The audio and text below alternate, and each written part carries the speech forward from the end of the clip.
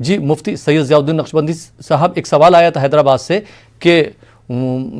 امت میں کچھ لوگ ایسے ہیں جو اس شش و پنج میں پھنسے ہوئے ہیں، پڑے ہوئے ہیں کہ حضور صلی اللہ علیہ وسلم کی پیدائش بھی 12 ربیع الاول کو بھی ہوئی تھی اور آپ کی وفات 12 ربیع الاول کو ہی ہوئی تھی، تو ایسی صورت میں ہمیں جو ہے جشن میلاد النبی سیلیبریٹ کرنا چاہیے، منانا چاہیے یا نہیں منانا چاہیے؟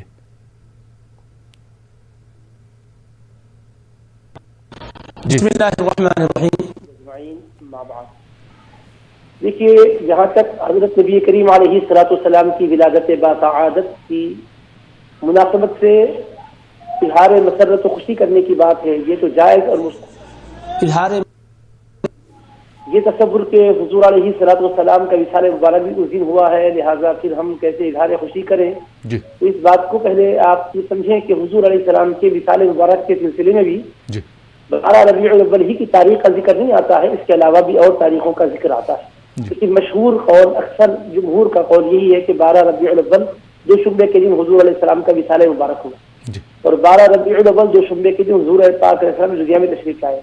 تو ولادت باسعادت اور وصال مبارک کا دن اگر ایک ہی ہو اور اسی تاریخ کو اگر تسلیم کیا جائے، تب بھی ہمیں قرآن کریم سے احادیث مبارکہ سے کسی کے بھی وصال اور وفات پر غم منانے کے سلسلے میں جو تعلیمات ہے وہ 3 دن تک کے لیے ہے۔ کوئی بھی دنیا سے اگر رخصت ہو جاتے ہیں تو ان کے متعلقین 3 دن تک سوگ منا سکتے ہیں، البتہ ان کی جو بیوی ہوتی ہے، جو بیوہ بن جاتی ہے انتقال کی وجہ سے، وہ 4 ماہ 10 دن تک سوگ منائے گی۔ شریعت نے وہ 4 ماہ 10 دن تک سوگ منائے گی، تو شریعت نے عام لوگوں کے لیے 3 دن رکھے ہیں، اس کے بعد چوتھے دن 5ویں دن اظہار غم کرنا اس کو پسند نہیں کیا ہے۔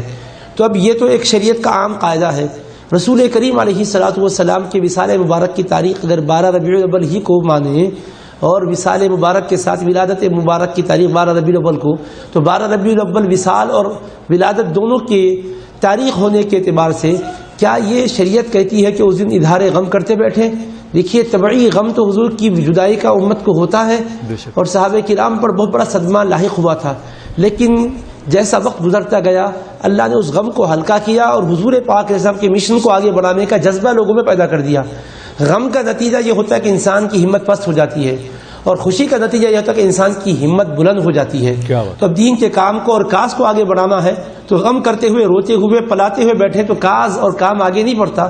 جوش اور ولولے ہی سے کام اور کاز آگے بڑھتا ہے۔ اس لیے مشن رسول پاک کو، تعلیم رسول پاک کو آفاق میں پہنچانے کے لیے آپ کو روتے پلاتے، غم کرتے ہوئے، گریہ وزاری کرتے ہوئے، ماتم کرتے ہوئے بیٹھنے کی تعلیم نہیں دی گئی ہے۔ آپ کو حکم یہ دیا گیا ہے کہ آپ نکلیں اور پورے ولولے کے ساتھ حضور کی تعلیمات کو پھیلائیں۔ تو وصال مبارک کی تاریخ ہونے کے باوجود اس وقت روتے پلاتے بیٹھنے کی تعلیم نہیں دی گئی ہے، بلکہ حکم یہ دیا گیا ہے کہ تم حضور پاک کی تعلیمات کو، شریعت کو لے کر دنیا کے اندر پھیلو۔